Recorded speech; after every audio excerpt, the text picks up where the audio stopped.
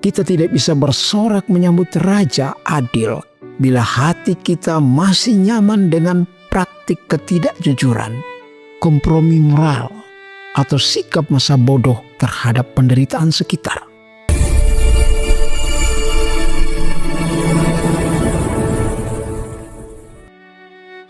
Bersorak-soraklah dengan nyaring, hai putri Sion.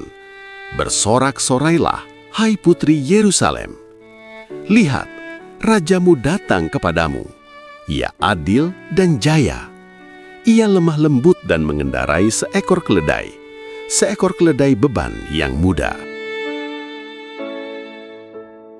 Ayat ini adalah salah satu deklarasi paling radikal dalam nubuat Perjanjian Lama. Ia menegaskan sebuah paradoks. Raja yang adil dan jaya datang, tetapi bukan dengan kuda perang, bukan dengan kereta besi, bukan dengan dentuman kekuatan militer, melainkan dengan seekor keledai, lambang kerendahan hati dan kedamaian. Zakaria mengajak umat untuk bersorak, tetapi sorakan itu bukan atas kemenangan duniawi, melainkan atas kehadiran Raja yang memerintah dengan cara yang tak pernah dibayangkan manusia. Ketika Alkitab menyebut bahwa Sang Raja adil, itu bukan sekadar sifat moral yang mulia. Itu adalah deklarasi bahwa Yesus datang untuk membongkar cara dunia mengatur kekuasaan. Keadilan Allah selalu menempatkan yang lemah di hatinya, membela yang tertindas, dan mengoreksi struktur yang menindas manusia. Jika Raja yang kita sembah adalah Raja yang adil, maka kehadirannya selalu menantang ketidakadilan yang kita biarkan, baik dalam masyarakat maupun dalam diri kita. Kita tidak bisa bersorak menyambut Raja adil bila hati kita masih nyaman dengan praktik ketidakjujuran, kompromi moral, atau sikap masa bodoh terhadap penderitaan sekitar. Zakaria memakai dua kata yang tampak bertentangan, jaya dan lemah lembut. Dalam dunia kuno, seorang raja yang jaya selalu dipahami sebagai sosok yang ditakuti, keras, dan berkuasa. Namun Zakaria menggambarkan raja yang berbeda. Kemenangannya tidak dibangun di atas kekerasan, melainkan di atas kerelaan untuk merendahkan diri. Yesus menunjukkan bahwa ada kemenangan yang lebih tinggi daripada kemenangan politik atau kekuatan militer. Kemenangan atas dosa, keangkuhan, kebencian, dan ego manusia. Ia jaya justru karena ia memilih jalan yang tampaknya kalah, jalan salib, namun menjadi sumber kehidupan bagi dunia.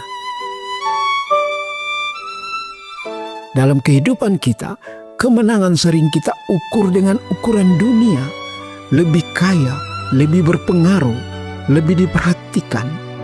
Tetapi Sang Raja mengajarkan kemenangan yang lain, menaklukkan diri sendiri, mengampuni ketika disakiti, mengasihi ketika tidak dibalas, dan tetap setia ketika dunia memudarkan iman.